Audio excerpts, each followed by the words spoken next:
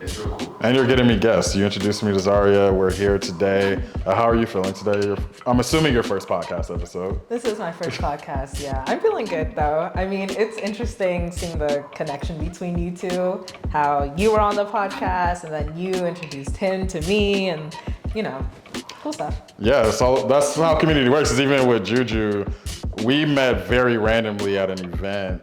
Was that at Balboa? It was at Balboa Park. It was a King Day event, and there was like a community event. And one of my friends that I went to school here, Chris, who's also been on the podcast, he was like, "Oh, like this student, he's really bright, he's amazing. He should be on your podcast." And so I connected with Juju. We eventually got him on the podcast. That's when I found out he was a Celtics fan and broke my heart.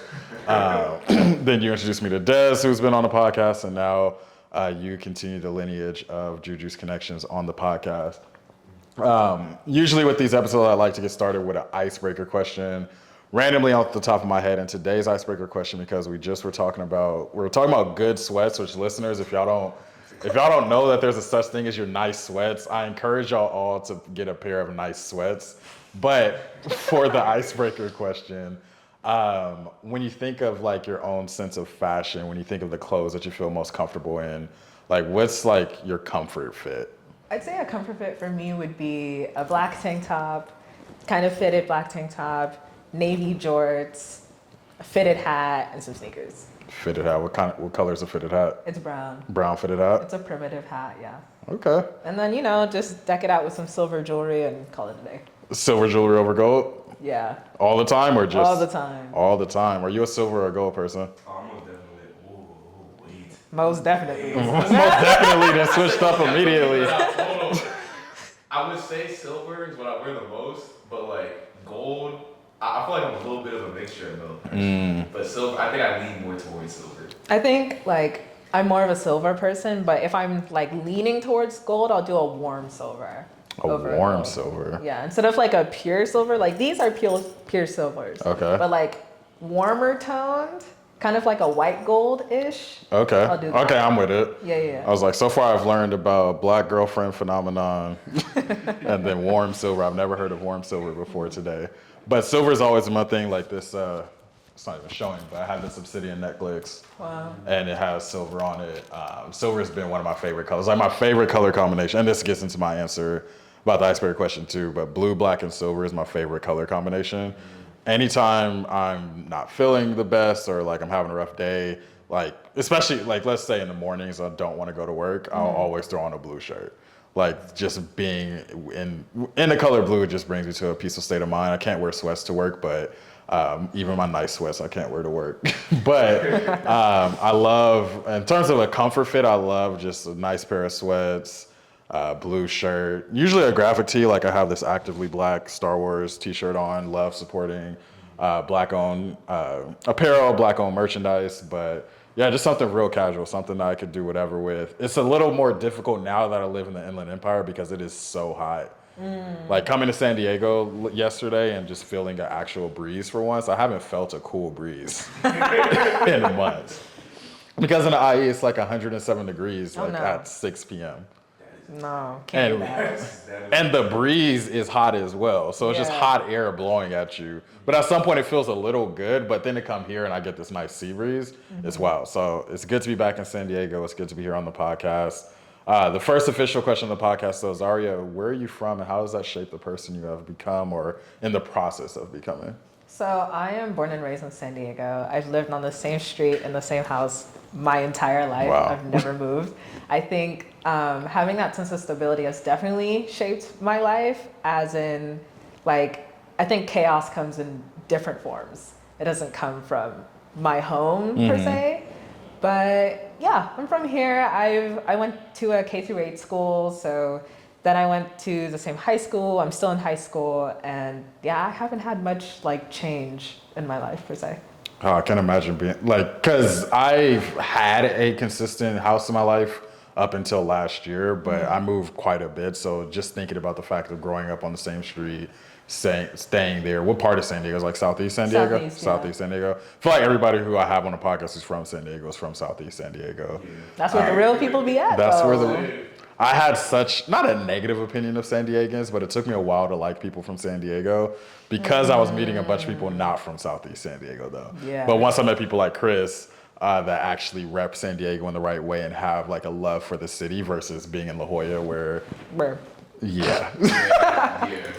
That's a great way. Just shrugging it off. Yeah. It's crazy. Because it's just to be so often where I meet people and I'm just like, yeah, like nobody knows anything about this city. Y'all apparently from here, but y'all don't know nothing about it. But everybody always say, go south of the 8, go to Southeast San Diego. Yeah. But I will say, LA's still the better city, one. Right. No comment. I gotta antagonize a little bit on the podcast. I have to keep it P. Gotta antagonize on the podcast a bit.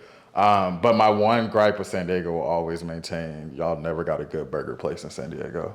This is not true. Where's I the literally good, just had a good burger from Burger Lounge. Burger Lounge? But that's a chain. That's not like a... Oh, you're thinking like raw San Diego. Yeah, like a standalone burger joint. If I just want to get a good burger. You might be right. I mean, if it's 9 p.m. and you want a good burger, where you going in San Diego? I rest. Okay, but like, okay, you may have us there, but like, when we want some carne asada or something like that. Ain't nobody say nothing about carne asada. No.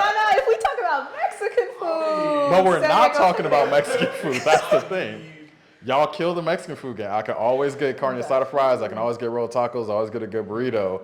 But if I want a burger and some fries. I mean, In-N-Out, Habit, Burger Lounge. That's all I got. Cane's? Nah. You got some chains, that are here. I'd want the burger joint on the corner where I get a burger and some fries. And both are solid. I don't know if that's about it. That was my biggest gripe my entire time here is that I can't just get a burger. Hey, late at night, you have to get Mexican food. I don't want Mexican food. What? Who don't want Mexican food? After a while, it gets old, I feel. Like, you want to switch it up a little bit. That's fair. But that was my biggest gripe. So the Friendly has a good burger. I don't know if I've ever been to the Friendly, but they have a good smash burger. That was the first good burger I had in San Diego that wasn't from a chain. And what's my joint in downtown? Hodad's. But I don't want to always have to go to Hodad's. Hodad's is valid. Like, if I got... No. They only have two. They have Hodad... I don't think it's a chain. I thought it was a chain. I thought this whole time Hodad's was a chain. Well, I don't know. I just know they have one in OB that. and one in downtown. But that's part of the thing where I don't want to pay for parking to go get a burger. Yeah. But that's the last I'll antagonize San Diego on the podcast. I promise. But as we were mentioning, I don't remember if we mentioned this while the camera was recording, but this podcast came to be through a series of conversations. Chris introduced me to Julian introduced me to Desmond, Julian introduced me to Zaria, and Julian was very adamant about you being on the podcast because he said you had an amazing story to share and he thought you would be a good guest for the podcast. I don't usually take podcast recommendations, but I was like, Juju, he got the pass. Anybody Juju recommends to be on the podcast, got to be on the podcast. So I'm happy that we were able to get this podcast going.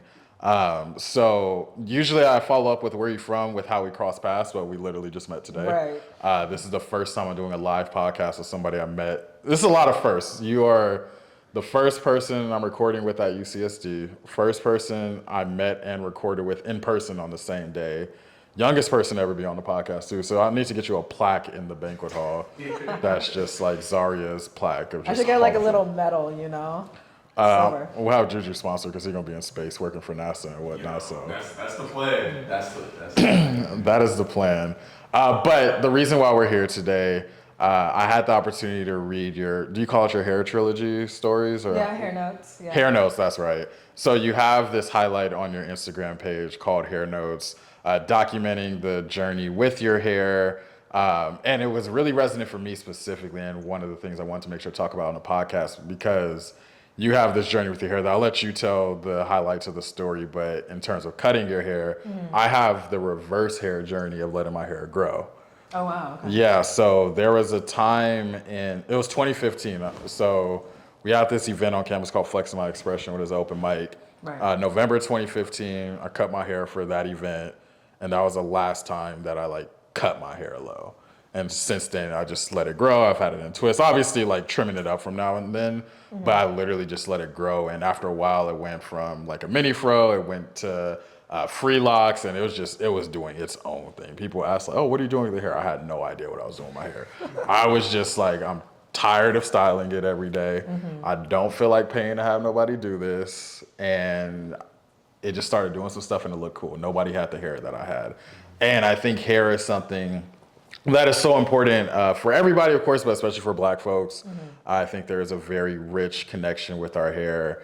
So just to get started with your hair notes, I guess my first question for you, what led you to even want to document this journey? Because I think when we go on journeys, not everybody chooses to document their processes or really explain how they're feeling at a deep personal level. So what was that initial like inspiration to, I want to do this hair notes piece? I think that's a somewhat difficult question to answer, mainly because I felt like, in terms of all of the issues that I've had in my life, for the most part, they've always been documented, not necessarily publicized, but documented by telling my friends or telling my family. But I felt like there was such a big reaction to me cutting my hair. So I didn't tell anyone I was gonna cut my hair. I just chopped it and then posted it on my story. And then I was just getting, I was like, what did you do? What's going on? Like, what happened? Blah, blah, blah. Midlife crisis. Midlife crisis is crazy. I know. And then I posted it on a Sunday. I came to school on Monday and there were just like very interesting looks being thrown my way. I don't think it was because I necessarily looked bad, but just because it was such a big change and no one knew it was coming. And I felt like I needed to set the story straight because I didn't want it to just be like, oh, I cut my hair and that's it, when it was deeper than that. And I feel like when things are deeper than that, people should know, because then maybe it'll resonate with them, or maybe they'll have the same journey or whatnot. And I don't want to be this person where people think that I'm perfect and that I don't have flaws and that there aren't things going on with me. So I was like, why don't I document this and show people just how much I can grow after I cut my hair? So I think that's really what it was, but also just like for my own peace of mind, like I think I needed this issue to be out there, because if I kept it in, then I'm just kind of like hiding, and I wanted to come out of the shadows and really deal with it openly. And when you mention like interesting looks, is your high school, is it a predominantly Black high school? No. So when you say interesting, I'm sure there's a variety of looks. The some that you don't know what could be like underneath those looks. Yeah. Just because like when you said interesting, I just felt that because you got people who look at you like you're just alien sometimes, and you make this big transition. In high school too, my freshman year of high school, I had a mini fro, and then I cut it sophomore year, and I felt like I was in a petting zoo. Just like, oh my God, what did you do with your hair? Yeah. It's just weird. And I wish I had the answer for why people do that. But nevertheless, when we go back in time to that first day, what were some of those emotions you were experiencing when you were getting those looks and just existing in yourself with this new haircut that you knew was for a personal reason? What were some of those emotions like in that moment? I think definitely confusion. Confusion was definitely number one. And maybe number two would be regret. I think that, or at least I know the night before when I actually cut my hair, I did not like my hair. It wasn't exactly what I was looking for. And I was crying the night before that night and telling my mom that I didn't feel feminine anymore. I didn't feel pretty. And so I needed a big change, and I was sick and tired of having to twist my hair every 2 weeks, having to wash my hair, detangle it, spend an entire day, and I'm busy. So she said, why don't you cut it? And I come from a family of women who do cut their hair inevitably. My sister was the first. She cut her hair in high school, also relaxed it. My mom recently, maybe about 5 years ago, if that, cut her hair, didn't relax it, but kept it natural, dyed it. I was hoping to be the one to hold on to my hair and really keep up with the natural hairstyle. I felt like being that Black woman who is described as whitewashed or overly smart and like things like that, I felt I owed it to my Blackhood to keep up with my natural hair.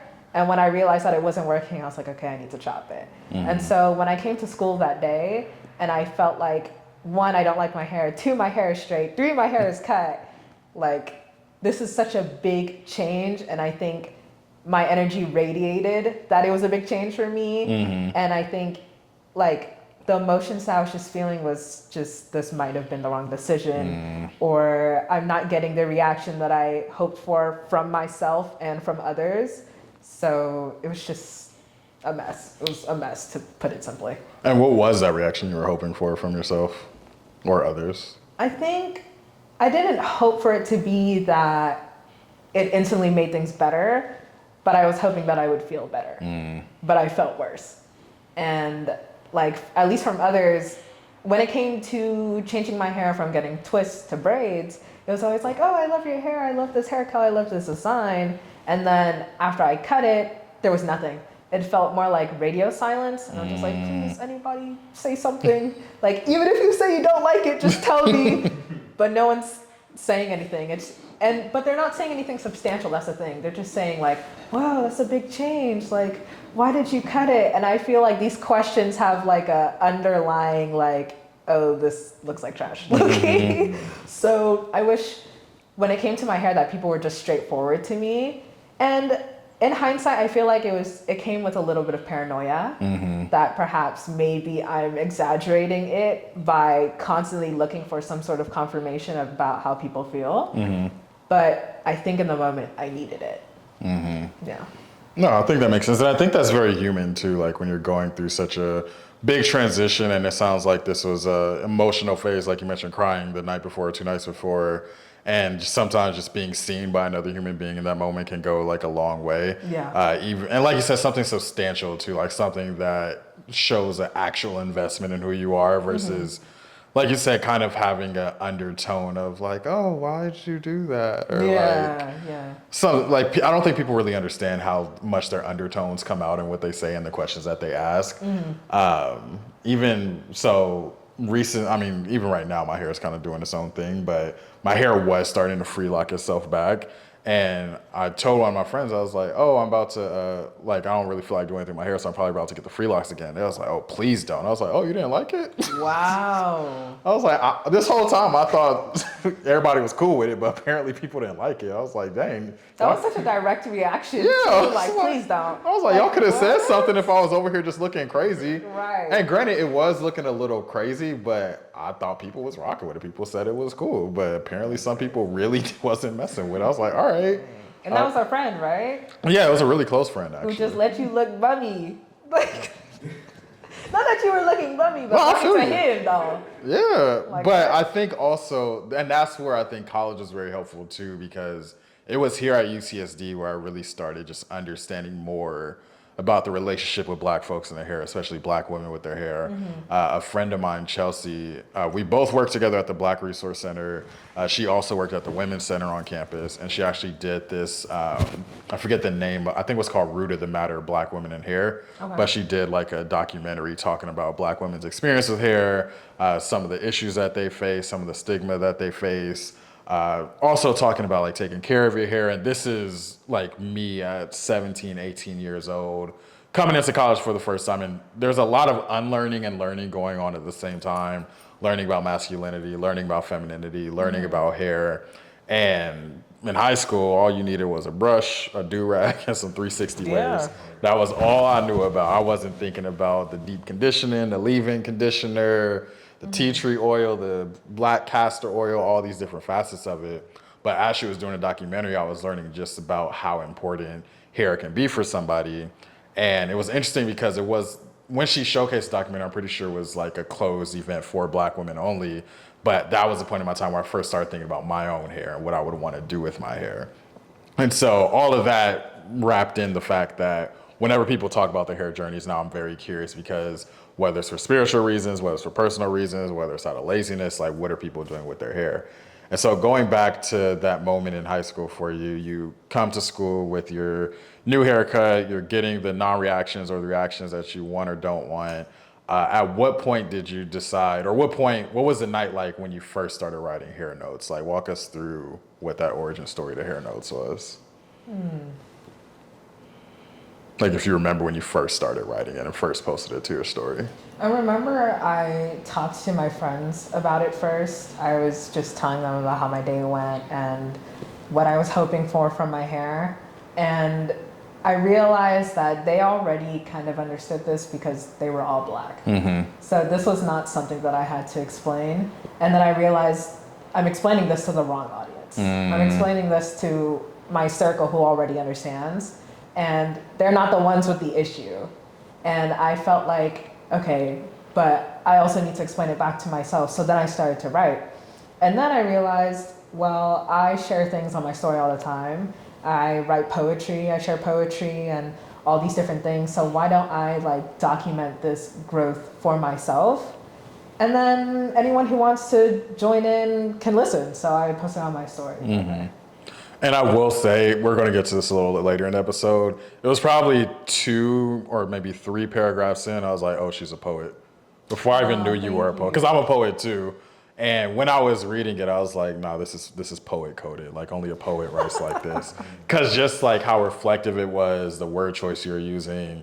And I feel like poets have this unique ability to take situations in our lives and really like unpack it from a 360 lens as if you're living in that moment from time to time. So whether it's you recounting like what it was looking like, your femininity journey, what you were hearing, all of those things of being able to describe them in a very poetic way. It was a very, very good read. And you prefaced it with saying it was going to be long, but I felt like I was reading like my favorite book. Like I was just like really engaged with it. I was like, no, I need to know what happens next. I need to know what happens next. And I think I messaged you after finishing part 1. I was like, oh yeah, I'm already sold. Like part of me didn't even want to read the rest of it and just really just get the raw story here on the podcast. But I think reading it all just gave me a good idea. I mean, obviously I didn't know you, but get an idea of who I thought you could be. And I think that that's also why when I was writing it, I made sure to keep all the spelling errors. I did not.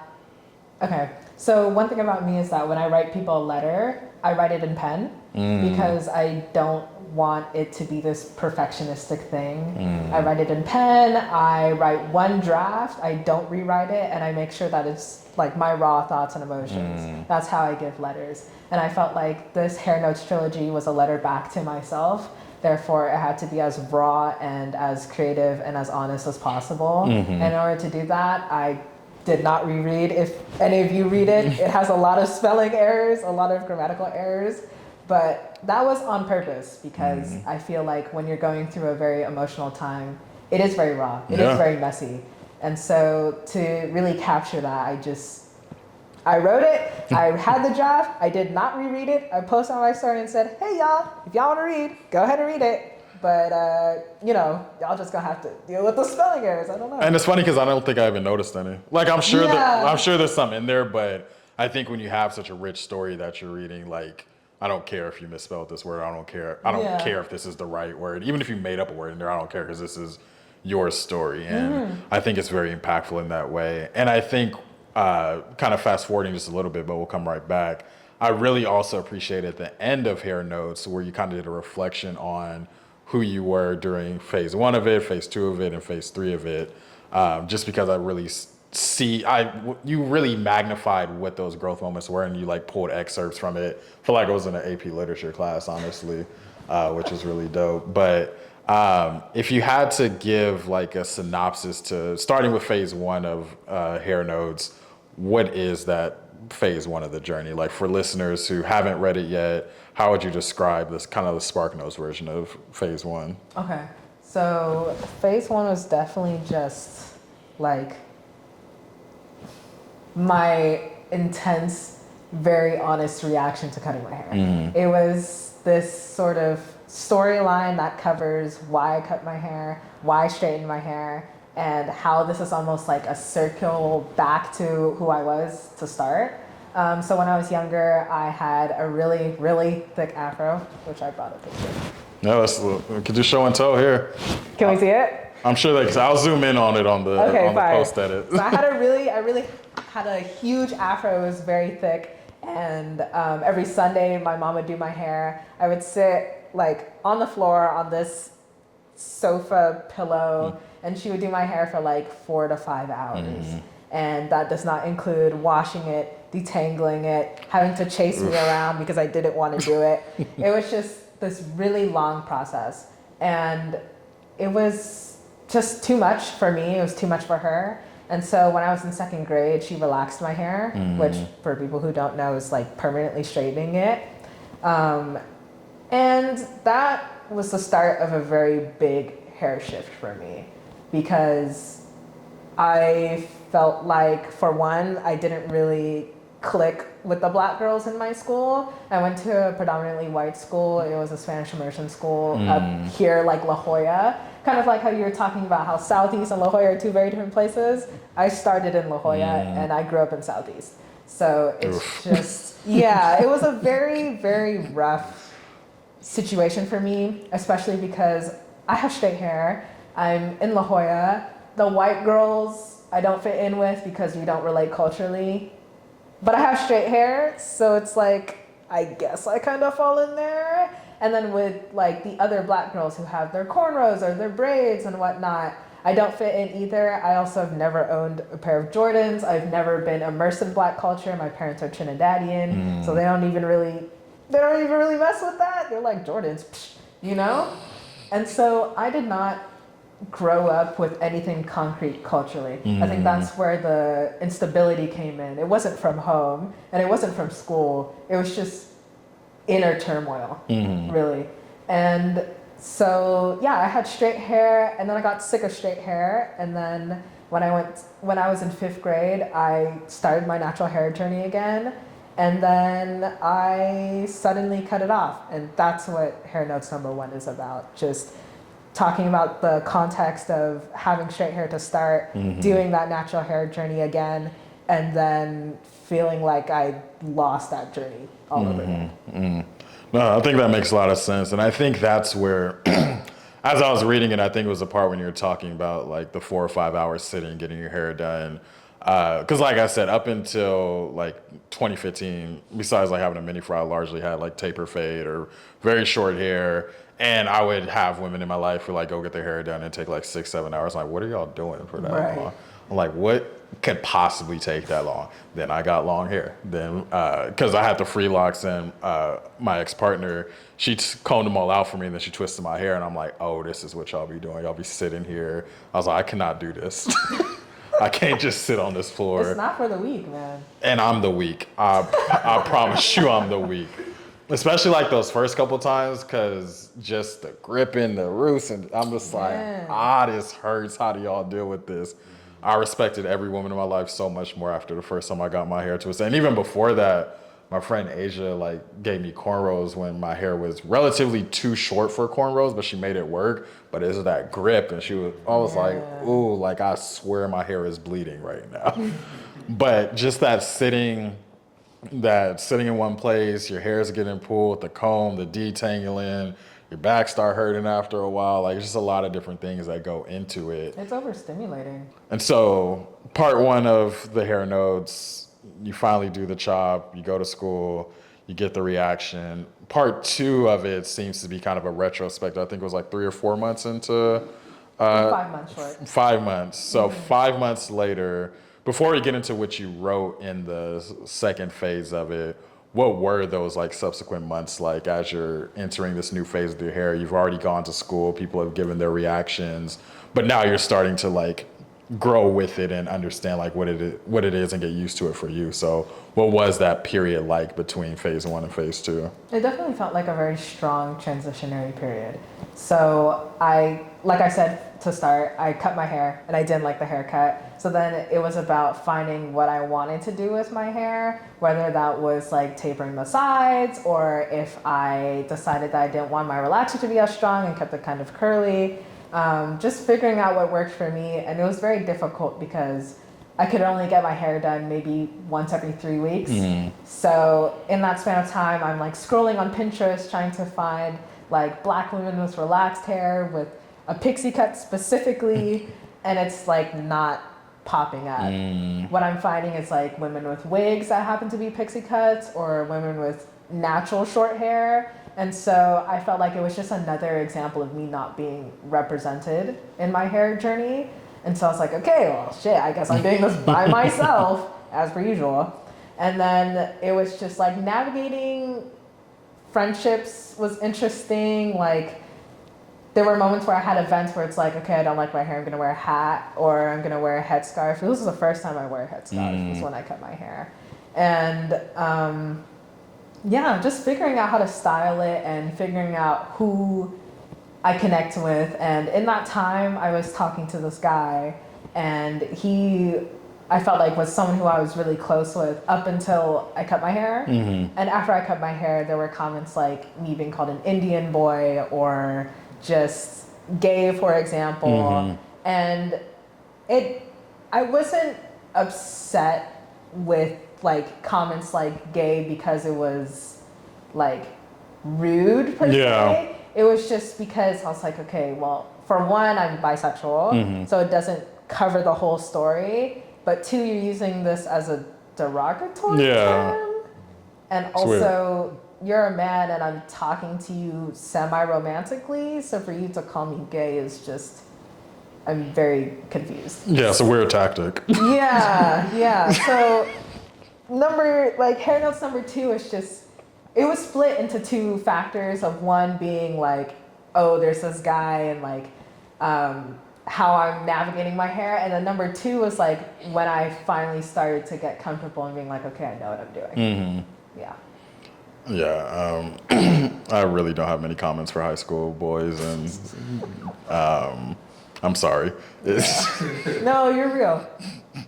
Just because I feel like, both in retrospect, thinking back to when I was in high school and the things boys were doing, and hearing stories from my friends about how like boys talk to them, I'm just like, like it's taking L's out there. Yeah.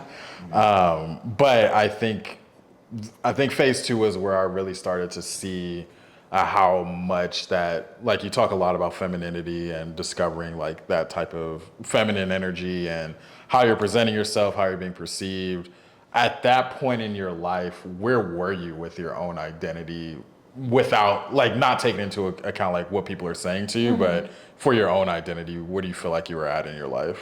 I think in part 1, it was definitely just a very hard question mark. And then in part 2, it felt like an exclamation mark. Like it felt like, okay, so this is yes and this is no. And I'm starting to sort of deconstruct properly what femininity means to me. And in part 1, I definitely was talking about how having long hair to me tied to femininity. And now that my hair is short, like I'm forced to think otherwise if I want to keep up with that identity. So I decided to discover more with style, what jewelry I like, what makeup I like, how styling my hair works, my attitude, how I speak, posture, all of that. So I think I was trying to look for femininity in other ways.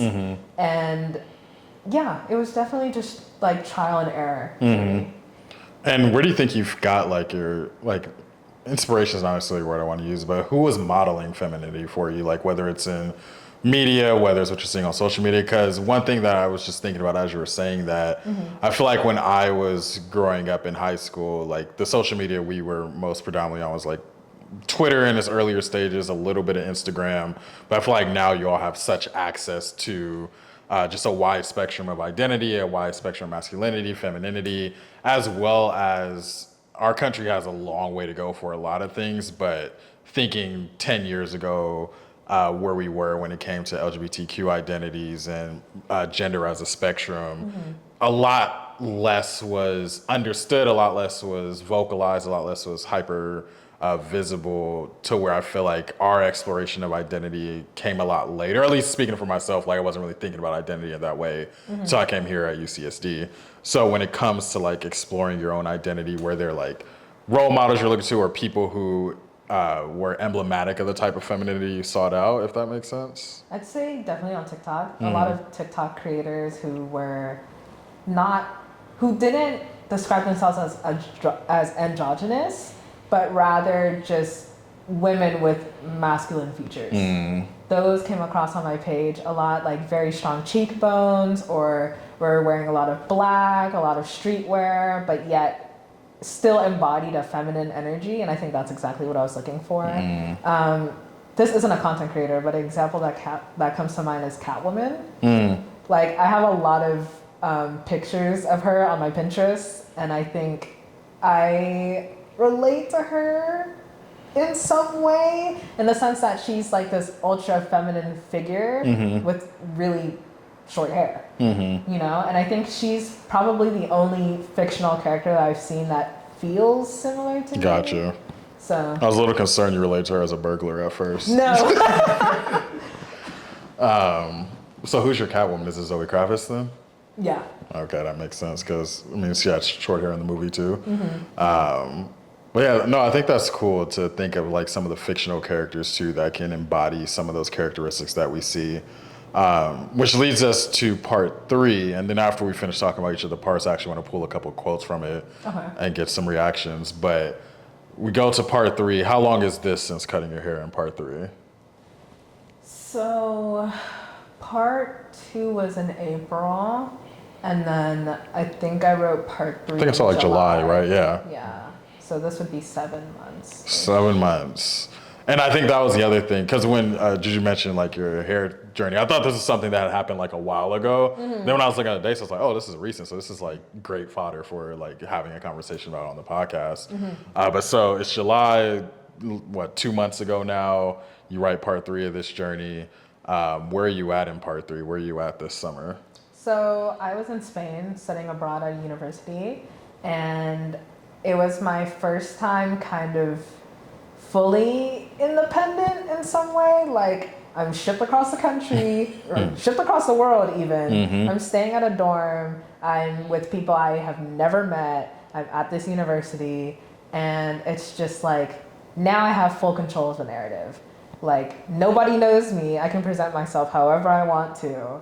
And so what does that look like? And it was around June that I wanted to write hair notes, but I feel like wanting to and having it come to you are two very different things. Yeah. So I had to wait for that initial spark for me to write it. And it was just some random Tuesday night where I was like, okay, now I know what I want to say. That's when the best writing happens. There's always some random point in time. Yeah. But so, random Tuesday night, you write part 3. As this more evolved person who has a more evolved relationship with your hair, what is your relationship here like in July while you're in Spain? You're away from home. You've had several months with your hairstyle. What was the inspiration for part 3?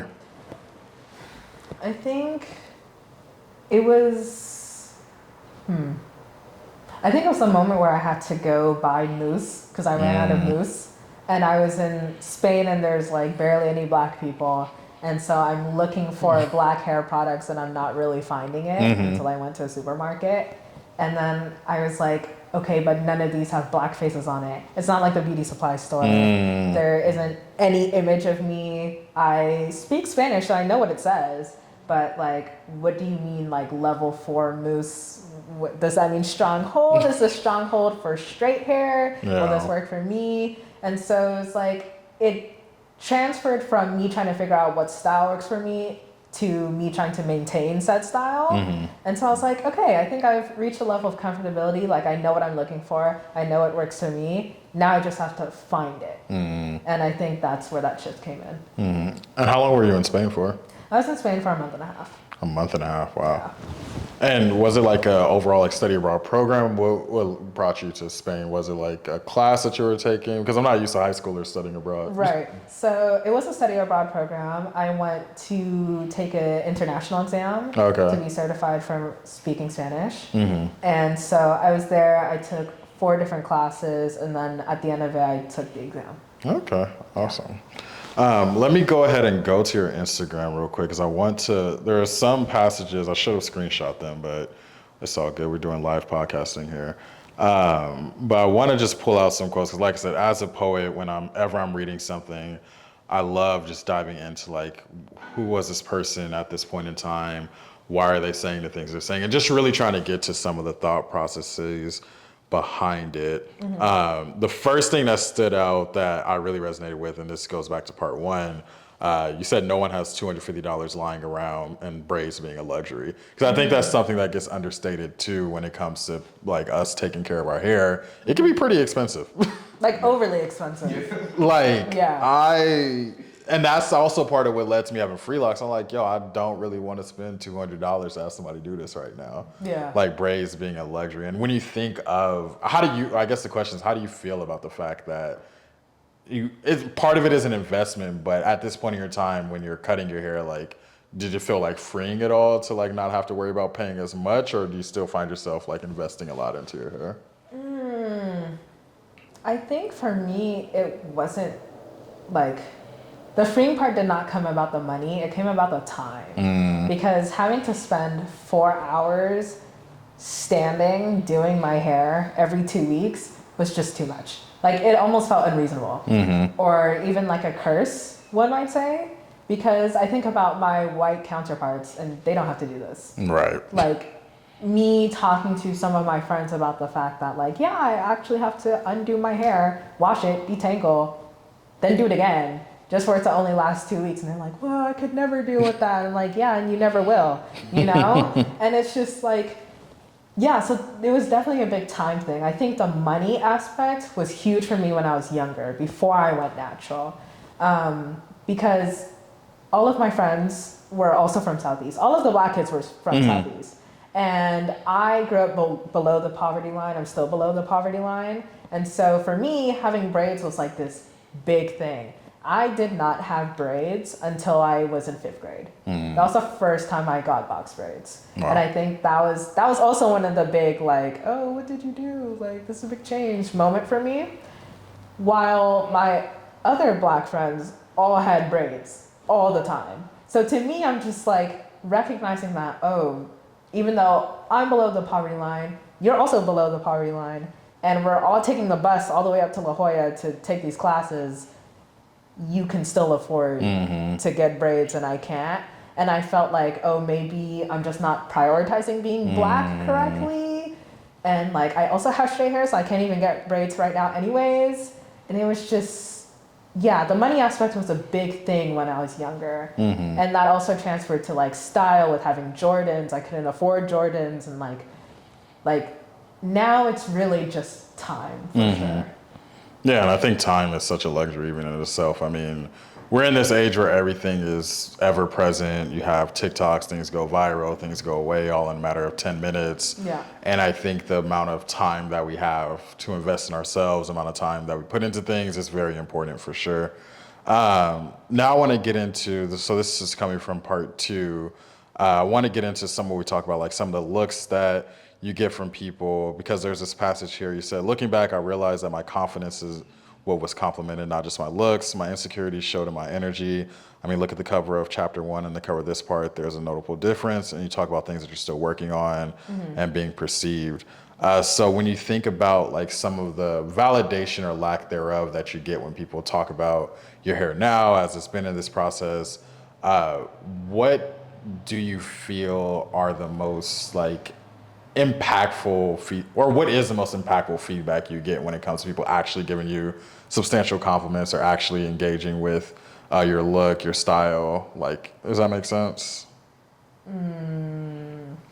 Like in terms of when you think about like you go from interesting looks, like where are those moments that you're also getting validation from how you look? Like whether it's about your confidence, whether it's about your hair, or are there people who are like in your close circle that are supporting you in that way? Okay. I'd say the biggest one, which is one that I wrote in that passage, was there was this girl when I went to a pool party with my friends, and she said that this hairstyle was made for me. Knowing that it wasn't just like, oh, you look good, oh, you look pretty, but no, you made the right choice because this feels like you, is what I was looking for. When I had twists, it felt like my own, not only because I was the only girl at my school who had 2-strand twists, but because I was the one doing my hair. I was the one who had to stand there for 4 hours. It wasn't like, oh, I'm gonna get braids and switch my style up. It wasn't my mom doing my hair. Like now I'm connected to my hair. And then I cut my hair and I felt like it was no longer my own. I didn't know what to do with it. I had to go to someone to do my hair. I had to get tips from like my barber. And now that I was starting to do my hair, starting to figure out what products worked, I felt like I was starting to become more comfortable with it. And I think that is what showed. And her saying that reaffirmed it to me. Yeah, I love that. Because I think, like you said, when somebody says, like, it makes you feel like you made the right choice. Like, it's you. And they're taking into account more than just, like, what type of hairstyle it is, but everything that goes into that piece. So I think actually, I'm going to pull a few from part 3 because there are some things that are really resonant in here. So this passage here, as of now, I look back on past photos of myself and recognize that all versions, those who fought for security and those who are calm and confidently living, are all within me. As of now, I recognize that hyper comparison is futile when there's no reward for being in competition with past versions of myself. I don't win validation or peace or worthiness. So the question I have with relation to that passage and like kind of this idea of competing for yourself, that was July 5th. We're here on September 7th now. So a few months later, how do you feel about some of these past versions of yourself from this past several months of this hair journey? And in retrospect, after writing hair notes, it being out for a while, and even being on a podcast talking about it a little bit more conversationally, how are we feeling about past Zaria's relationship with current Zaria and future Zarias to come?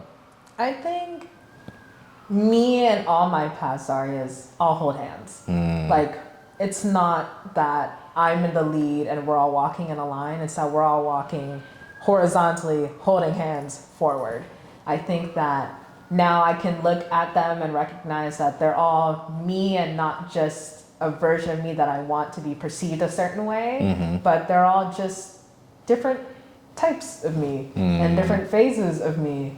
And like, no one is better than the other. No one is more black than the other. They all could just kind of exist. And so I think my relationship with me and little me and me a month ago and me a week ago are all kind of best friends. We all kind of root for each other, you know? Oh, that's beautiful. And I feel like that's something that I wish I had known for myself, like earlier on in life too, like just having more of a love for these different versions of myself. We're still becoming who I am, but they are still me all the same.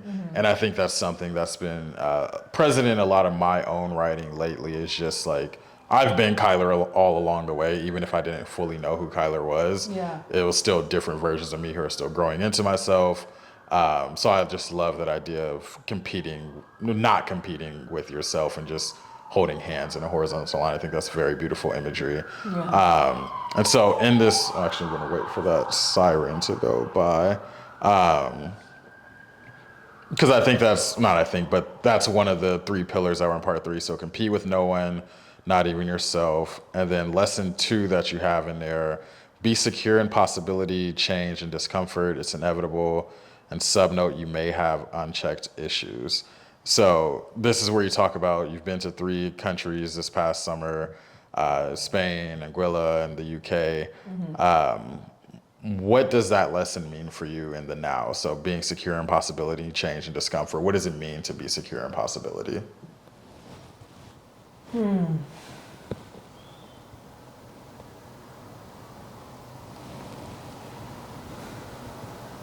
To be secure in possibility is to know that it's inevitable and to not overthink it.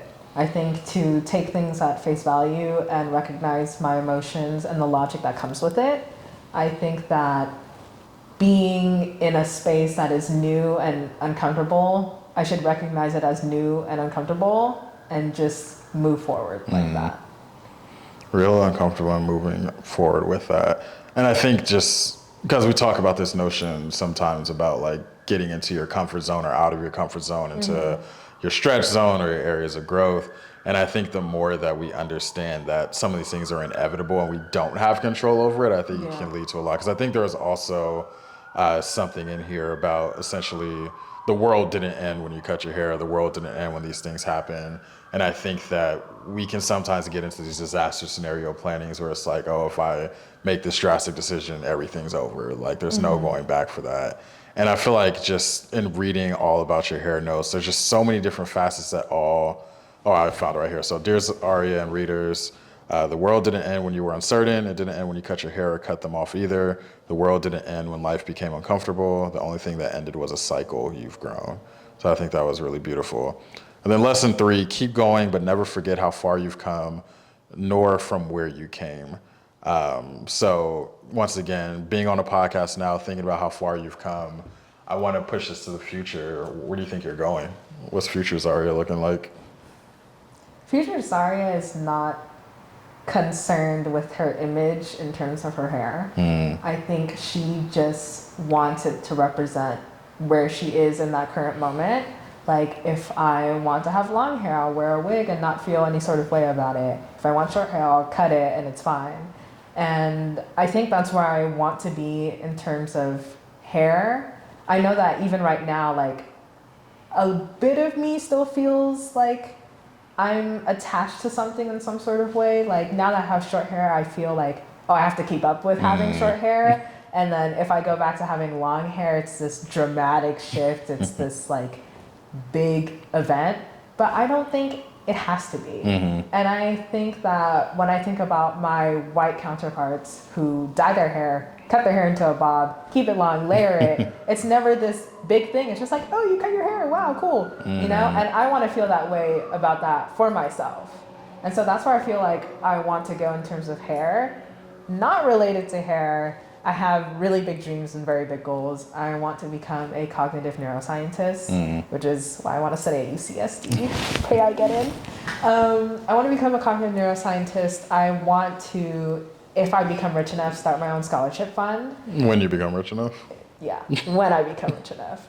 To start my own scholarship fund for Black women and POC who are interested in brain sciences. And I want to write a book about not only my hair journey, but all of the facets that you were talking about that come with it.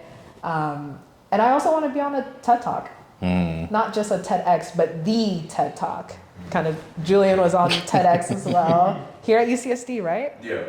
Yeah, I want... By the way, shameless plug, you can get good practice if you sign up once you come here, but... Okay. Unrelated.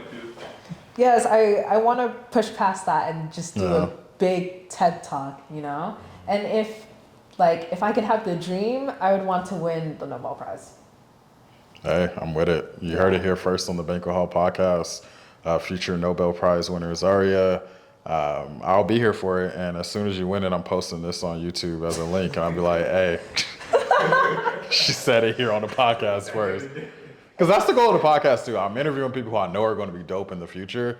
So where it's like, the first interview of astronaut Julian shouldn't come in 2040. Right. We need that interview in 2024 to see where you're at today. Your first interview shouldn't come when you're getting that Nobel Prize. We need these interviews today because our stories are just as important as people who have quote unquote made it already. Because it's people who have made it who lack anywhere close to the level of like self-discovery and understanding that you have for yourself.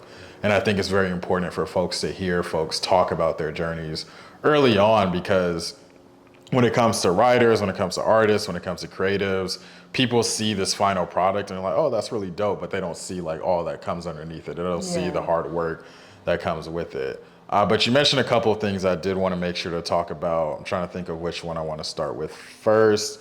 Let's start with the book, because you mentioned that you want to eventually write a book. And my immediate thought after finishing the first story or the last part of the hair notes, I was like, I need the long version of this. I need it in book form. I need you to write a book. So I knew if there was anything I was going to say on this podcast is that I'm demanding that you write a book. Because you're an excellent writer, I think the way that you convey your story is very impactful. And I think if you really take the time to expand it out further and even add more retrospective and more thoughts on it, like I think it's something very impactful. And I think a TED Talk is something that would be really impactful too, just to hear somebody talking about their journey. You can bring your pictures with you too, have a whole slideshow if you want. But something else I remember reading about or noticing on your page as I was doing research was that you want to be able to translate, for lack of a better word, hair notes into different modalities to share with people with a more artistic vision. So can you let listeners in on like where your head's at in terms of how you want to showcase hair notes in the future or things you might be working on? Okay, so at this moment, I am rewriting hair notes again, this time without the spelling errors and all of the grammatical errors that are on there. I'm turning it into a post on my art account. I actually made my art account this summer when I was in Spain, because I wanted a place that was outside of my main account on Instagram to showcase poetry, reflections, and thoughts. And I felt like having hair notes, which if you guys don't know right now is a series of screenshots from my notes on my phone. It's a series of screenshots that are turned into a highlight on my main Instagram, but I feel like it would be easier to read if it was a post. So I'm turning it into a post right now. Part 1, 2, and 3 will be separate posts, and they'll be relatively the same in terms of content, but at the end of each one, I do want to add a reflection on where I am now. Now that's been some more time, and then like expand on that. I'm hoping to probably just have more raw conversations with people, specifically Black people, about their hair and what their hair means to them, as well as people from other races. Because after I posted my highlight, I was getting responses from people who could relate to it even outside of hair. I met this girl who was in the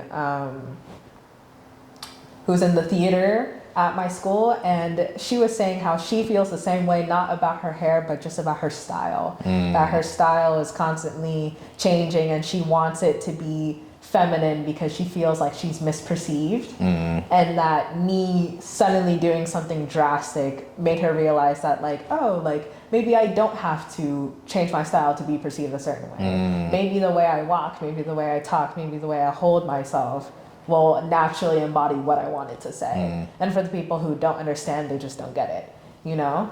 And so I do want to shift it from being a highlight into posts, into a book, just to have that outreach for people. Because I feel like the more people that hear about it, I think the more there are people who realize that it's not just them. And I think for me, I felt like it was just me up until I made it open and public. And so I don't think that everyone has to make their story open and public. They just need to be represented. And that's why I want to change it up. Oh, I love that. And I think just having control over our narrative is so important too. Yeah. Putting it out there, different modalities. So I look forward to seeing just how it continues to grow and how you continue to share your story and your hair notes. One more thing before I get into, I want to make sure, checking with the audience to see if there's any questions I missed out that they were curious about. The real aha moment of the hair notes, I don't have to worry, I'll point out the exact quote that you used, was when you mentioned cognitive science. Like I was reading it and I was like, because cog-sci is like, maybe now more people know what cognitive science is, but I feel like not a lot of people have heard of what cognitive science is. And for listeners who don't know, I study cognitive science at UCSD. UCSD has the first cog-sci department in the world. Actually, UCSD should pay me for saying that on this podcast, but that's besides the point. But I was reading, I was like, this podcast was meant to be. Because like the hair journey, you wanted to study cog-sci, you wanted to come to UCSD. I graduated from here. I studied cognitive science. And I think just that was the aha moment where I was like, this is why this is resonant. Because the way that you're thinking about your hair, the way you're thinking about hair notes, is coming from a very human systems perspective and how humans see things, how humans perceive things. And I don't even know if there's a question there, but I think it was just very inspiring just to see someone noticing these different things and already thinking about how it's going to impact your future endeavors, your future career, your future academics. Have you always been one that's been infatuated with like the mind and how people think? Oh yeah, for sure. I think being someone who felt very isolated in my own thinking, that I felt like I wasn't represented in my friend groups even, that I wanted to understand other people because I wanted to be understood. I think that's how every sort of therapist comes about. I always tell people when they tell me that they're studying psychology or they want to be a therapist, I'm like, yo, you got trauma. You have issues. I like it though. I like people who can think. And I want to be a person who not only studies cognitive science to understand people, but also understand the brain. Why are we so different, but yet we're not that different, you know? And I think understanding perception of other people, but also understanding where your own perceptions come from is so incredibly important. Just for your own honesty in all sorts of aspects, to know when you're wrong, to know when you're right, to know when things are just ambiguous, you know? Like understanding things is important. And where else to start but the brain? Oh, absolutely. And I feel like once you're at UCSD and once you're in those cog-sci classes, You're going to get a lot of answers and a lot of questions, and it's going to be so beautiful. Just because I feel like ever since I started studying the brain, I just notice things differently now. Like, and I'm able to give different perspective and nuance, because I think too often we as people don't empathize enough with each other to understand like all the different factors that contribute to who we are, how we navigate the world, whether it's seeing somebody cut their hair for the first time and you're wondering all these questions about them. And for some people, it might just be like, oh, it's just time for a haircut. But then there's all these different layers that have so much cognition, so much thought, so much symbolism, so much significance behind it. So very, very interested to hear what your hair notes looks like when you're finishing your first year at UCSD, finish your Coxside classes, and you do something else with your hair. Maybe it's Bantu knots or something, I don't know. Right. But Juju, any questions about hair notes that I haven't talked about that you're interested in while you're here, since you are a live audience? I feel like you might. Well, kind of here. It's kind of like a joint question about like the TED Talk and then like hair notes and everything.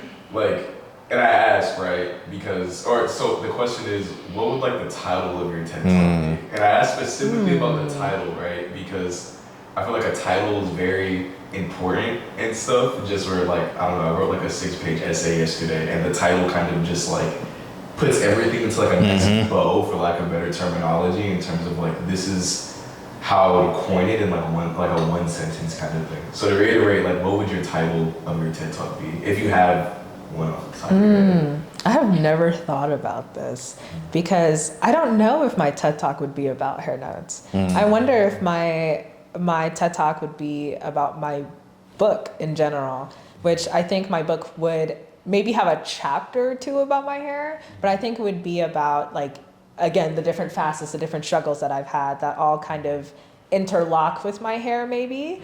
Or perhaps my TED Talk would be about some research discovery that I made with cognitive neuroscience. And so I don't really know if I have an answer for that. I think that's for future me to unveil as a surprise. I feel it. That's cool. Yeah. I feel like you're going to be thinking about that all night and have a title by the end of the day. Yeah, man, I'm telling you.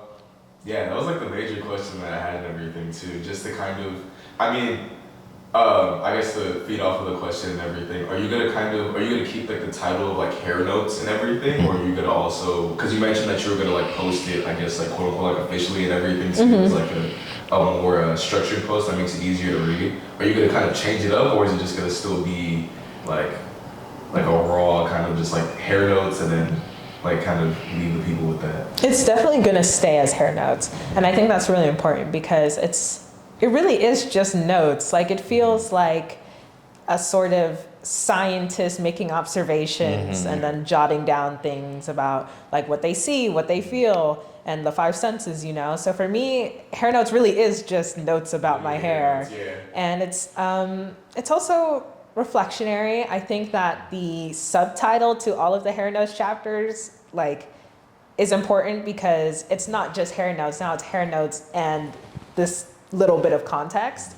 So I think keeping it as hair notes is probably what I'll do. Yeah. Got you. Yeah, I mean, those are like the two like looming questions that I had and everything, just about like the titles and I guess how you would encapsulate your journey. But it seems as though like there's like, you're not just encapsulating it, like it's always expanding. So just it's very insightful and everything, very interesting. No, absolutely. Can I ask a question? Go for it. For Juju, what was your thoughts reading it? Because I know that we talked a little bit after a few chapters were posted, but I wanted to know, like, what were your thoughts in relation to you, and like, what does hair notes mean to you? Oh yeah, I feel like I also don't know if this was mentioned on camera off the top of my head, but when you were talking, Kyler, when you were talking about your hair journey and how it was kind of flipped and everything. Well, the camera can't see it, but I have locks, like pretty like long locks and everything. And for the majority of my life and everything, I've had or a good part of my life, I've had short hair and everything, and then progressively kind of grew it out, like more and more and everything, to kind of like express myself. And now I have my locks because you also mentioned like kind of like a spiritual journey and everything, because of my mom and stuff. Like, I went through the whole Afro phase. I was like, Afros are cool, right? And then she locked it up and she was like, oh, like I'm tired of this and I'm gonna lock it up and everything. Right. And then I locked up my hair and stuff like that, to kind of not kind of, to really like pay homage to her in a way, because she's had like a huge impact on my life. So reading, right, about your hair journey and everything, and how it was kind of like flipped and everything, and because I feel like I literally like I got my locks as soon as I got into college. Like freshman year, everybody that knows me in college has only seen me with locks, because that was literally when I got them, and I just never went back to the afro. So it's seeing them at the length that they're at now and everything literally is like me growing in college. Yeah. Right? And like me growing into like this new person and everything, a different person from high school, right? So to see that, but like it flipped with you cutting your hair and you still growing and stuff like that too, just in like a different way and stuff with like different life events. I think reading it and just hearing about how you dealt with uncertainty and everything too and stuff like that, I didn't necessarily deal with that in terms of like with my hair directly, but I think that my hair being there again is like a sign of like, again, like the growth of it and everything too. Like looking back, like looking back at old pictures, and it was like my hair was short. My hair was real short, you know, it started a lot of phase. But then I look back at those and was like, I didn't know this until like, you know, I didn't know so many things. And now that my locks are at that length, it's like, it's literally like knowledge. Just like, So I felt like it was very interesting. And again, we had those conversations and stuff where I was just like, this is insane. Like you need to get this somewhere. You know what I mean?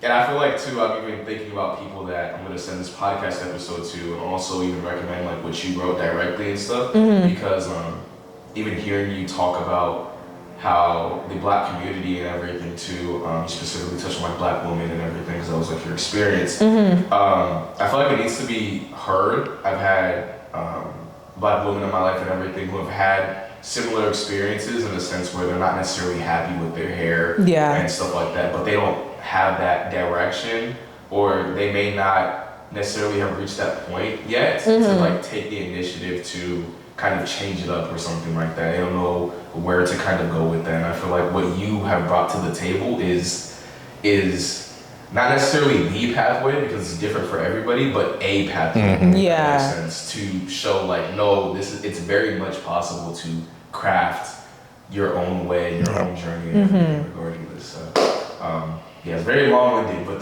that's kind of where my headspace was at when reading through. I think I definitely have like a lot of notes about what you were saying. Number one, starting with the carving your own path. I think that was definitely the hardest part. Like again, how I was saying that I couldn't find myself on Pinterest. I couldn't find pictures of what I was looking for, what I hoped to have. And I didn't even know really what I hoped to have, you know, that level of uncertainty.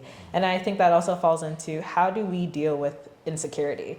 What are we supposed to do? Are we supposed to yell it out to the streets and say that, oh my gosh, I'm insecure, guys, help me? Or are we supposed to hold it in? Are we supposed to sit and figure it out ourselves? And I think that my hair notes is this testament that it's actually all of the above. Like, we are supposed to talk about insecurity, and we're also supposed to sit and think about it. And we're also supposed to reflect with action and reflect maybe by writing, but we have to get it out somehow. You know, and I think it's interesting that you were saying that like the knowledge is literally growing from your hair, right? Like as you continue with your growth journey, as you continue with reflecting, like it changes your physical appearance, I feel.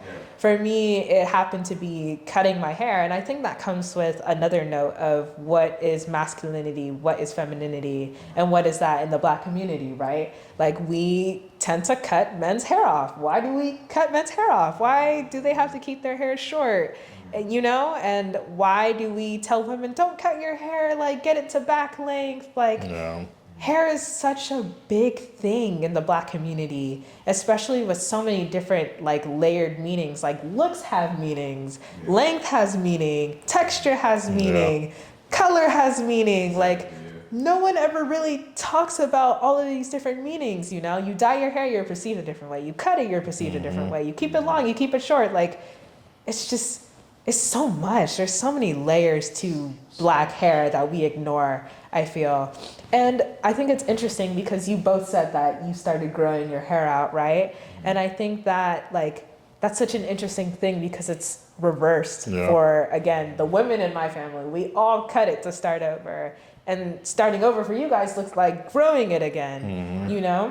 And I think it goes to what you mentioned about black boys are so often like the professional things to have, like get the lineup, you get your hair tapered.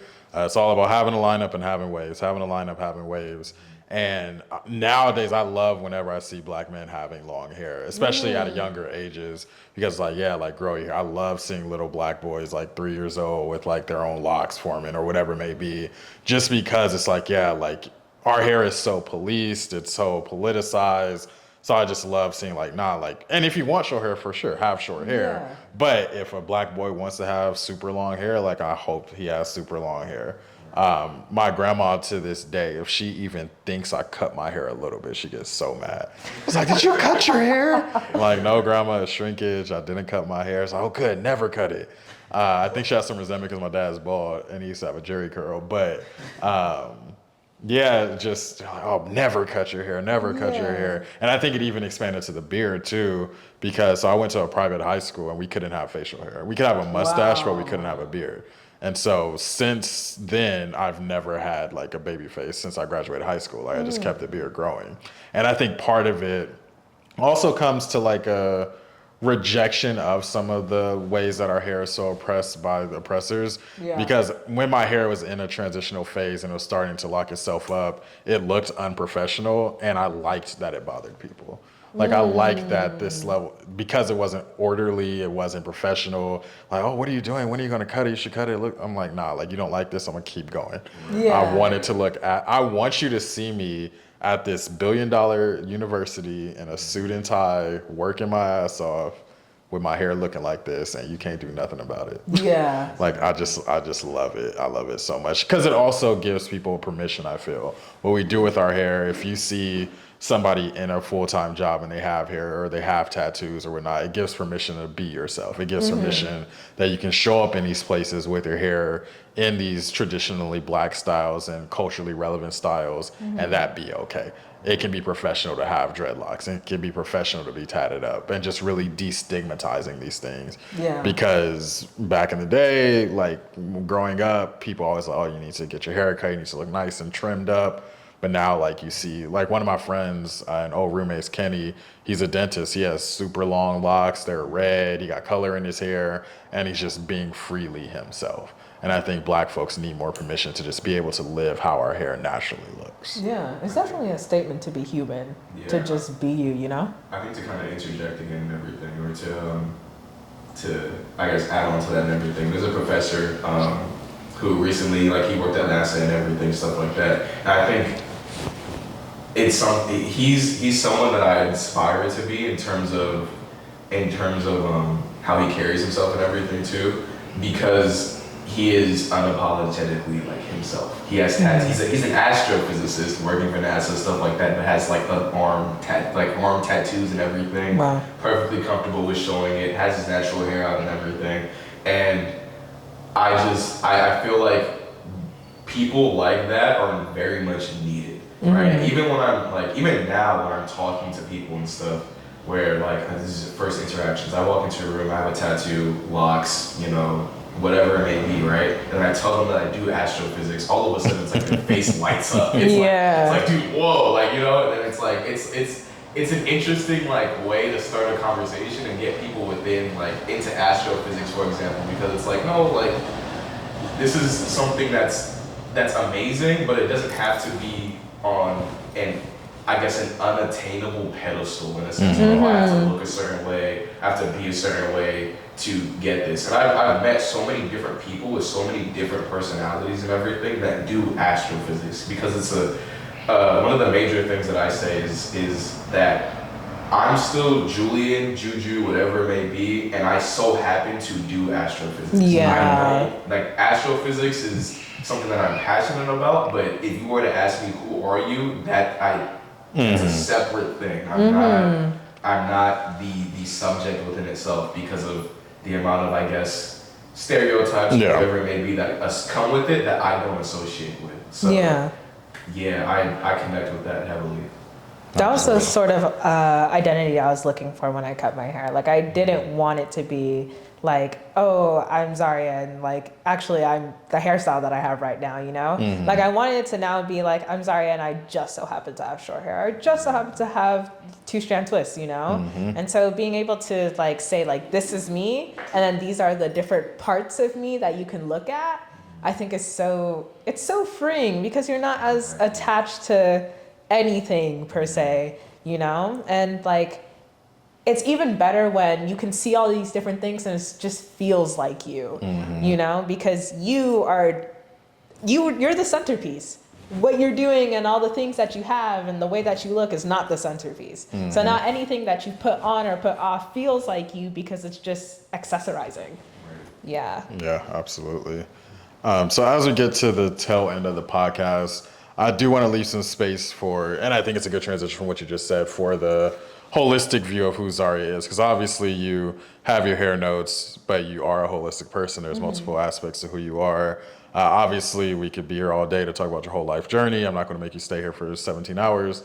But when you think about the other facets of who you are as a person, as a creative, as an artist, I was looking at your artist page, and you have like the Zarchive, which I think is A+ naming, by the way. When I saw that, I was like, Zarchive is fire. But the Zarchive, you're a poet. What is the origin story to these other creative endeavors? Like, when did you first started wanting to take like pictures? And if I forget if it was, you have a post on the Zarchive page of like patterns, I think, in Spain or something like that. Yeah. Chef's kiss. I saw that. I'm like, oh, she is an artiste, capital A artist. Thank you. So yeah, what's the origin story behind you wanting to get behind the lens of the camera, about being a writer? Give the listeners a little bit of insight to some of those other facets of who you are. Okay. I'd say the origins of being creative is just having an outlet to express yourself. Poetry, all of my poetry is about like my own inner thoughts, my own inner reflections, and things that I've gone through or things that I enjoy. It could be lighthearted, it could just be emotions, it could be anything. But it's just an outlet for my thoughts, point blank. And then when it comes to drawing, I also draw. I used to paint, not so much, but like when it comes to other creative mediums, it's not necessarily an outlet more so as it is a hobby, just an interest. I mean, I think for me, a lot of the things I do is creative. I think I try and add a creative sprinkle into everything I do, whether it's creating presentations for an assignment, or if I'm, like you said, doing photography, drawing, painting, writing, speaking. Like, I just want me to be in everything that I do. And I think for someone to have an individual character in the things that they do, you have to be creative.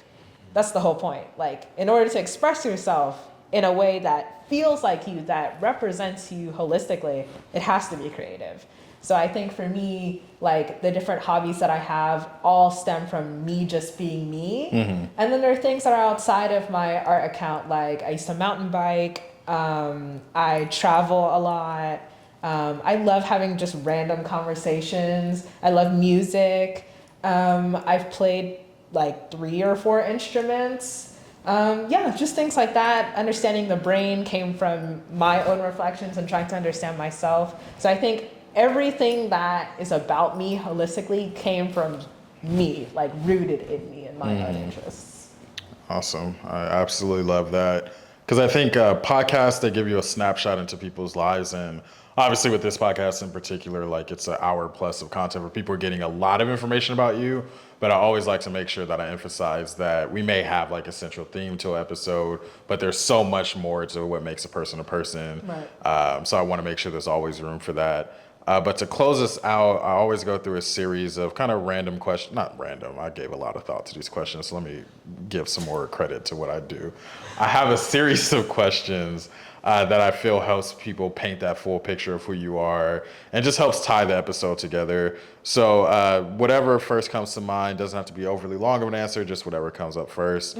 So first question, what is something important that you want to be a part of your legacy? So when it's all said and done, what is something that you hope is said about you? And it doesn't have to be the only thing that's said about you, but something that you hope is said about you. So in hair notes number 3, I think the very last thing that I wrote about was saying that there was this girl that I met in Spain. We were talking, just having a random conversation about like, oh, what do you want to be known as? You have 5 adjectives. And the first one that I said was imperfect. Like by far the number one most important thing that I want to be known as is imperfect.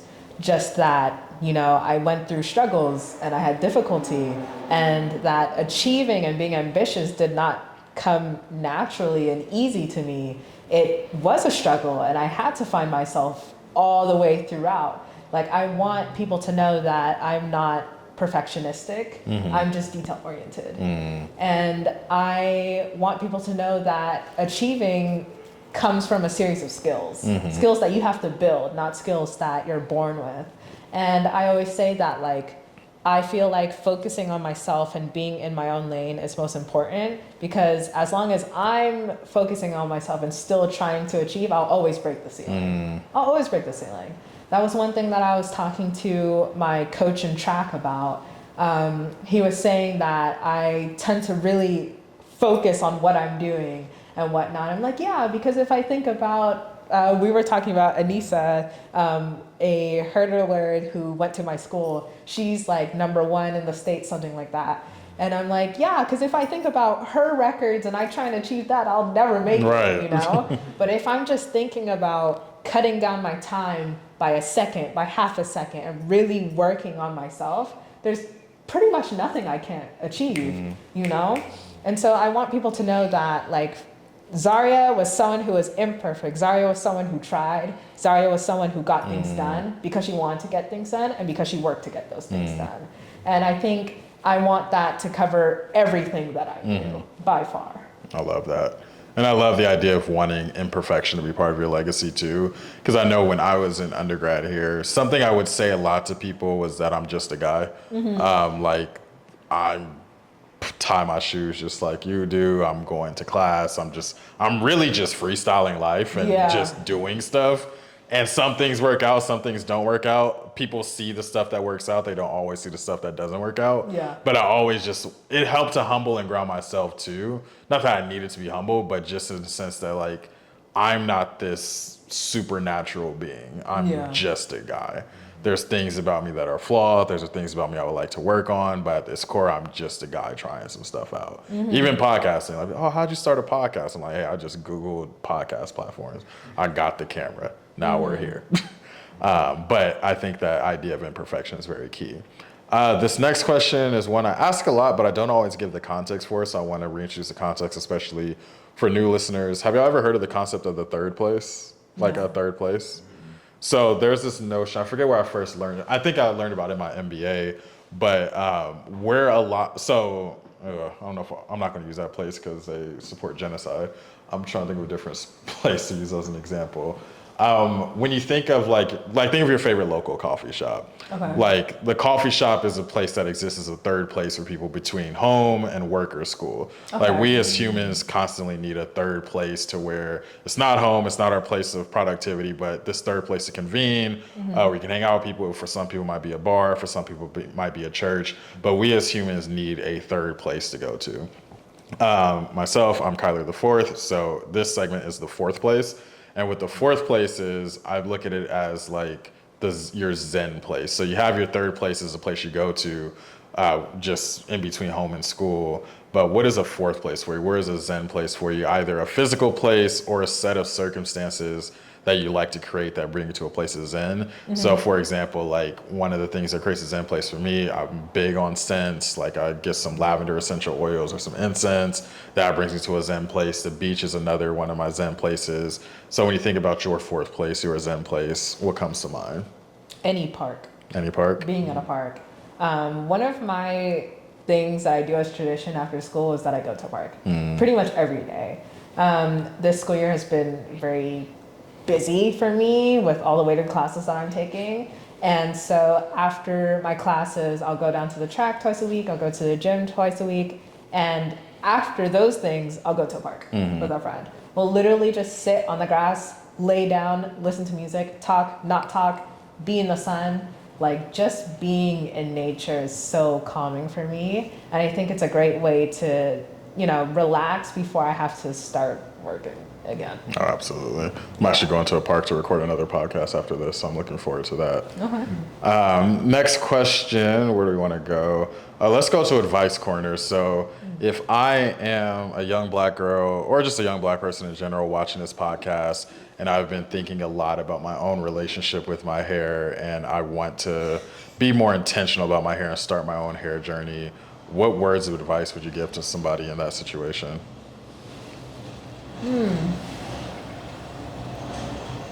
I'd say be open to deviating from trends. Like one thing I really I think about after I cut my hair is, damn, I wish I did boho braids, man. I wish I did the braids with the pieces hanging out so bad. And now I can't do it because I cut my hair. But be okay with being the only person in the room with your hairstyle, for sure. One thing that I wrote in my hair notes was that I was the only person I was the only Black girl with straight hair, and then I was the only Black girl with 2-strand twists, and I'm the only Black girl at my school with a pixie cut. Be okay with being the only person in the room that has the energy that you have. That is A-okay. And as long as that energy is your energy, it's cool. Even if that means following the trend or that means deviating from the trend. As long as you're doing what you want to do, it is A-okay. Do whatever you want, man. It's your life at the end of the day. And you choose how you represent yourself. You choose what that means to you. And, just be okay with being open and honest, especially with insecurities and whatnot. I know that I wouldn't have been open to cutting my hair unless my sister cut her hair and my mom cut her hair. I live in an environment where it's just me, my mom, and my dad. My dad is bald, for one. My dad is bald. My mom has short hair. And so it's an environment where having short hair is welcomed now. I know that when I was younger and my sister cut my hair, I remember when my dad sat me down and he literally told me dead in my face, do not cut your hair. I don't want you to ever cut your hair. And then my mom cut her hair and my dad had to deal with it. And then I cut my hair, and it's okay being the first. I applaud my sister for being the first. And I applaud my mom for doing what she wanted to do. Because at the end of the day, my mom's the type of person to do whatever the hell she wants. And I take very big inspiration from that. But if you don't have anyone around you who has that energy of being who they are, it's A-okay for you to be the first, because you might inspire others. I think that's great advice. Couple more quick questions before I get you out of here. Always like to end the podcast with Lessons Learned Corner. I think when people sit through a podcast, they listen to a lot. They may take some things from a podcast naturally, but I always like the guests as well as myself to really spell out something that we want listeners to take home with them. So for Takeaway Corner, one, what are you taking away from this podcast episode? So your first podcast, we're having this conversation. What's something that you're learning about yourself through our conversation, or something you're taking away with you from this episode? And what is something that you want listeners to take away with them? I'd say the number one thing that I've learned was that, or I wouldn't say I learned it so much that I'm now recognizing it, is that the masculinity thing that for Black men is often flipped with their hair journey. I never thought about it really. It's not a conversation I've had before this podcast, so I'm really honored to be able to talk to someone who also had a hair journey, who's also interested in cognitive science, to Black men who are also in STEM, who just have these experiences. Having this open platform was just so inviting and honest and authentic, and I think that's so important. And then for something that I'd say podcast listeners should take away from this is that labels low-key don't mean shit, to be honest. Labels don't mean anything unless we make them mean something. I know that for my English class recently, I was given the task of making a timeline. And I made my timeline about what being Black means to me. And that for me, being Black is more of a concept than something concrete. Sometimes I feel more Trinidadian, sometimes I feel more African American. And then with going back to hair notes, sometimes I feel more feminine, sometimes I feel more masculine. But does that even really matter if I just feel like me, And so don't make labels your everything. Allow yourself to fit into labels, but also allow yourself to not fit into labels. I think humans are very ambiguous. We're not very black and white. I always tell people that I reside in the gray area, and I think that's most important because you can't really define me in a box. And I've tried defining myself in a box and it never works. So definitely take away with that. And now that I'm talking about it, one thing came to mind about a previous question that you had about something that someone's told me that's been impactful. I remember I was crying to my counselor about how I cut my hair and how difficult it's been. My counselor at school, shout out to Mr. LeBron, super cool. I talked to him about so many different things that go on in my life, and I was telling him how I didn't feel feminine anymore. I read him my first chapter of Hair Notes, and he was like, what are you talking about? Like, that's basically what he said. He was like, I think this is very deep. I think this is very raw, but you're still very feminine. And he changed my perspective. He was saying that he felt like after I cut my hair, I was actually even more feminine. He gave the example about how a lot of black models have short hair, about how showing the neckline is considered very feminine. And I never thought about it that way. I think allowing yourself to change your own perspective, but talking to other people about insecurities, talking about like difficulties that are in your life, allows you to have a perspective from other people that you may not have even thought of. So going back to the podcast thing, I learned a lot from you. I learned a lot from Juju. And I'm sure that you guys learned a lot about me, and maybe I added some perspective. So again, don't be afraid to be the first person to do something. Sometimes that's important. Don't be afraid to not fall into a label per se, and just be yourself. And 3, open yourself to connectivity. Be open to connection, be open to honesty, be open to authenticity, be open to being raw and honest and imperfect and being you. I love all of that. Yeah, I think you nailed all the lessons learned in the take-homes. I'm trying to think if I have anything to add for my own take-home. One, I think y'all restored a little bit of faith in the youth. It's not every day that I talk to folks that are more than 10 years younger than me, but here we are today. I definitely feel like an unk hanging out in this room with y'all on the campus. You trying to go to UCSD, you currently at UCSD. I feel like it's been decades since I've been here. We know it's only been, 2017, so 8 years. Right, how old are you? 29. You're 29 and you are 20 and I'm 17. Yeah. It's like big difference in this room. Yeah, a lot of difference in this room, but I think it also brings me joy I mentioned this a little bit earlier, but to hear somebody talk about identity in this way and being very reflective on identity and how different aspects of your life impacts your journey. Because like I said, it wasn't until coming to college where I started learning more about gender as being on a spectrum and having like divine masculine to feminine energy. For a lot of listeners to the podcast, this might be their first time thinking about femininity in a way that is a little bit more nuanced or could be impacted by these different facets of existence. And I just know that I feel like there's a lot of people who are in high school who would benefit a lot from being able to be reflective on things like that and have space to unpack, have space to discuss a lot further. And I think that the more that we're open with our stories and able to share our stories and leave space for, like you said, the gray area, leave space for nuance, it just gives people better permission to be themselves. So echoing what you said in terms of for listeners, just being yourself, sharing your journey, but as well as just like trying it out and see how it goes, but document the process along the way. Share your story along the way. I think those are all important. Last but not least, so actually second to last but not least, where can people find you? How can people support you? If you have platforms you want to share, pages that you want people to follow, now's your time to kind of self-plug yourself. Okay. I definitely say my art account above Hall. It's Star's Lens, spelled ZARSXAR? No. ZARSTXR.lens. And then my main is also tagged in my bio. That's where you'll find all of my introspections, all of my reflections, all of my art and creative outlets. So you can connect with me there. I'd say if you ever read Hair Notes, for sure, message me. I'd love to hear thoughts, no matter how long ago this was in my journey. And then last but not least, shameless plugs, manifestations, shout outs. Anybody want to shout out on the podcast? Shout out to my parents.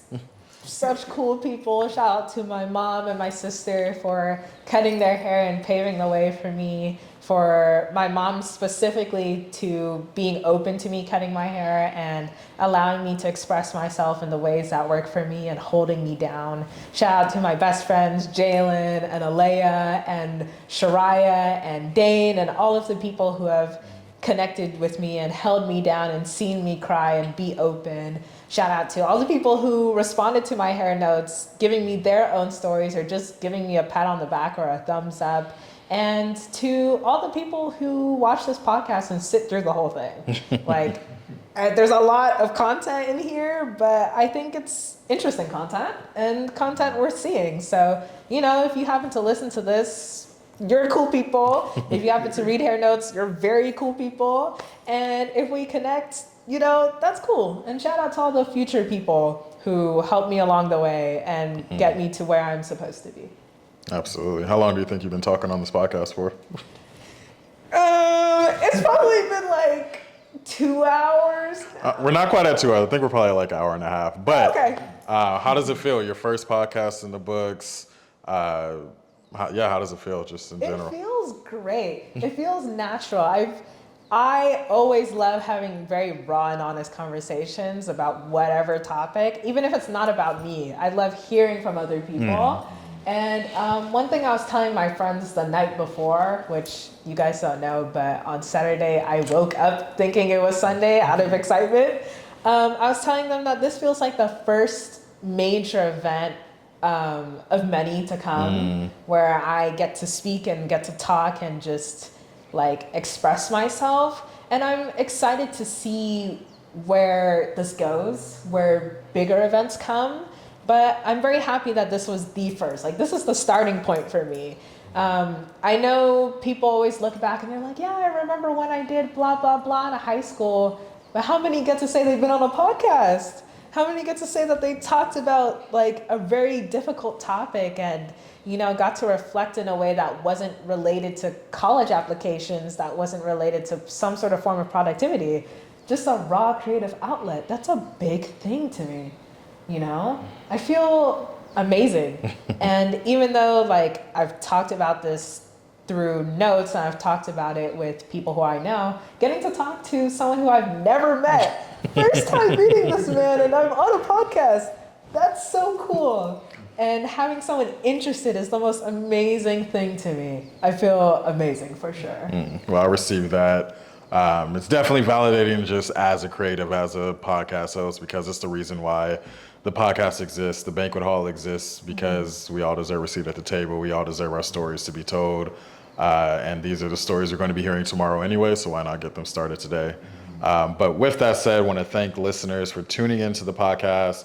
That has been the Banquet Hall podcast featuring Zaria. If this is your first time checking out the podcast, make sure you know all the influencer things, like button, share, subscribe, follow, tag somebody in the comments who you love their hair, tag somebody in the comments who does your hair. Just share. Everybody who's listening to this has some relationship with hair in some point, so there's no reason you can't share this podcast episode. Make sure y'all follow the podcast at Banquet Hall Pod, and stay tuned for other episodes. We have future episodes coming, but if this is your first episode, check out one of the older episodes. Check out an older guest. Highly recommend starting with Juju since he's in the audience. Go check out Juju's story if you're trying to see a black boy dream about floating in space, which sounds terrifying, but he wants to do it, and I fully support. We talked about TED Talks. He has a TED Talk, but there's a number of different stories on the podcast. I hope y'all each find one that resonates with you. But make sure you like, subscribe, follow, and be on the lookout for future episodes. And we will catch you on the flip side. Yes. Bye, guys. How do we do, Juju? That was insane. I was sitting here like, yo. I was like I already expected it. I already expected it to go deep. Like even just listening to how both of you guys just like converse with other people and stuff, or like what you post on your story, and again like your podcast and everything. Like I expected it to go deep, but it was just like the way that like I literally like felt like the shifts where like things started like fully flowing, and I was like, oh yeah, like this is it right here. Like, oh dude. That was great. It was like insane.